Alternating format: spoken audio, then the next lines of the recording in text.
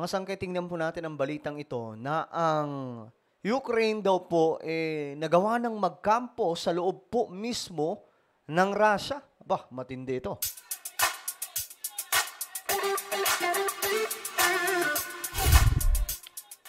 Hello guys, what's up? This is me, Sangkay Janjana. I'm back for another vlog today. At pag-uusapan po natin itong global update, mga sangkay, tungkol po sa nagaganap na digmaan ng Ukraine at Russia. At may update nga po tayo dito, mga sangkay, na itong Ukraine, di umano, nagawa na pong magkampo sa loob po mismo ng Russia. Kasi nakaraan, mga sangkay, napasok po mismo nila yan. Ngayon, malaking balita ito, mga sangkay. Biruin mo ba naman, mapasok mo yung lugar mismo ng may napakalakas na puwersa. Tapos magawa nyo pa doon magkampo. Tingnan po natin, mga sangkay. But anyway, before tayo magsimula, paki-subscribe po muna yung ating YouTube channel. So sa baba ng video na to, mga sangkay, makikita nyo po dyan yung subscribe button. Pindutin nyo lamang po yan, tapos i-click nyo yung bell at i-click nyo po yung all. Sa mga nanonood naman po sa Facebook, i-follow nyo po yung ating Facebook page. Alright guys, ito po ang balita ngayon, mga sangkay.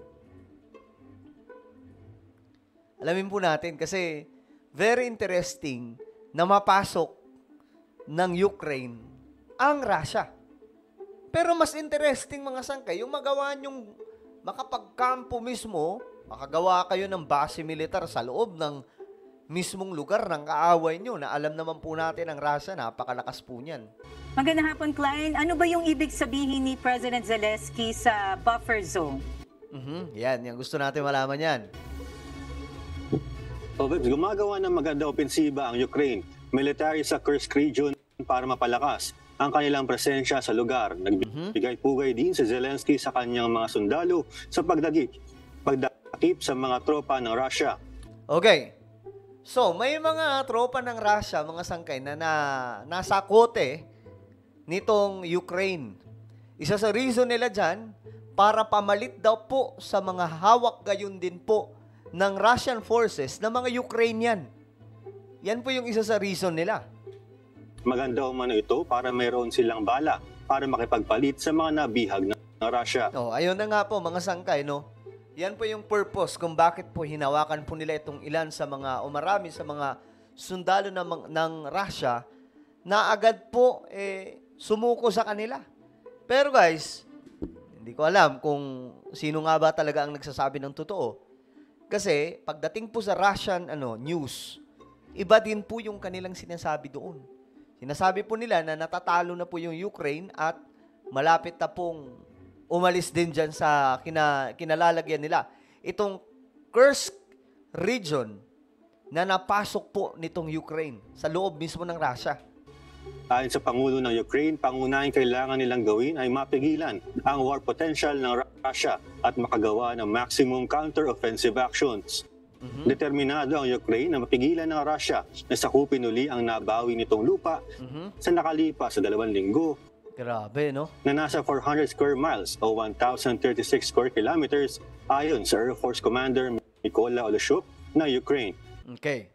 So yan po, mga sangkay, may mga occupied area kasi nahawak po ng Ukrainian before tapos napasok na po ng Russia. Sila na po yung nagkakampo.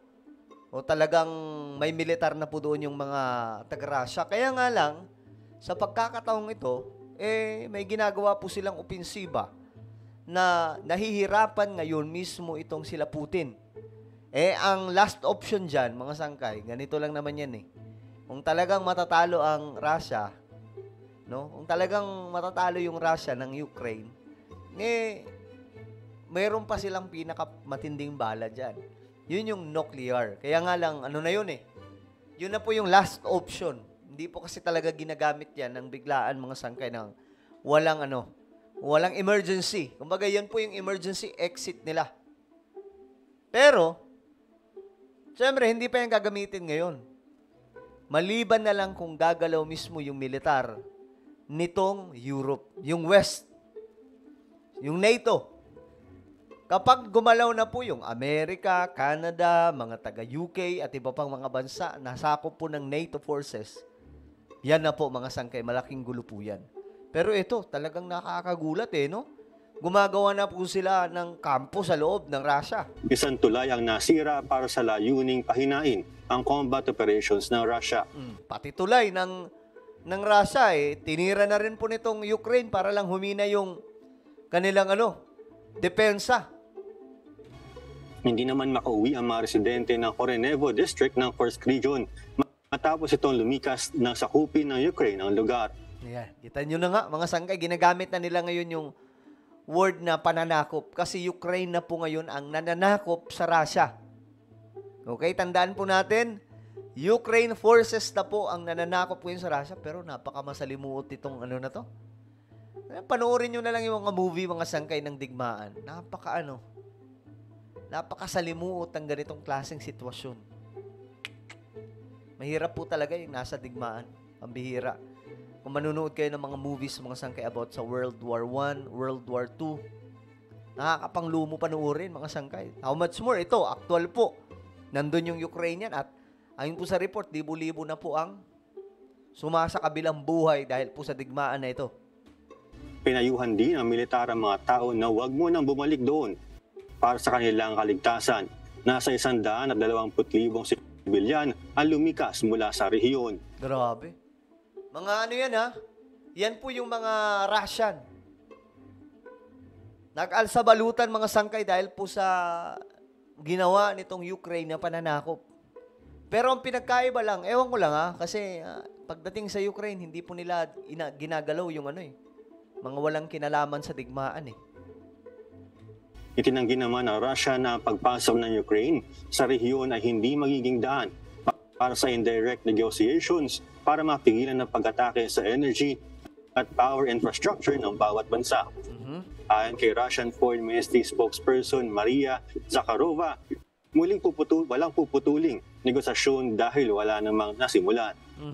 Hawak ng Russia ang nasa 20% na Ukraine sa silangan at timog na bahagi nito sa nakalipas sa 2.5 taon. So sobrang dami palang mga hawak din ng Russia na Ukrainian. Mula na magsimula ang giyera. At balik sa iyo, guys.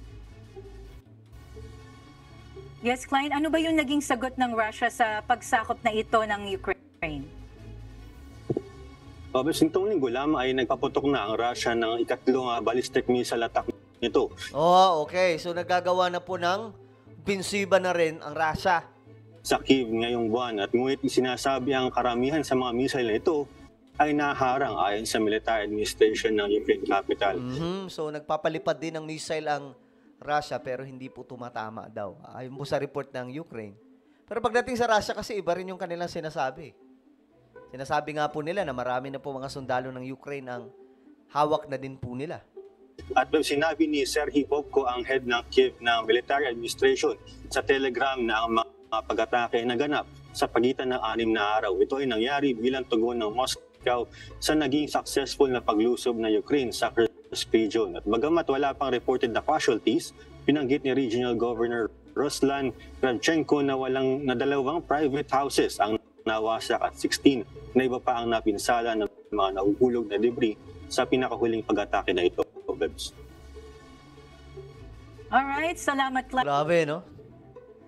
Matindi pala yung ginagawa ngayon ng Ukraine pero hindi pa po yan nagtatapos dyan. Palawak po yan ng palawak Ganyan po yung digmaan mga sangkay. Siyempre, alangan naman magpatalo yung Russia. So talagang ubusan yan.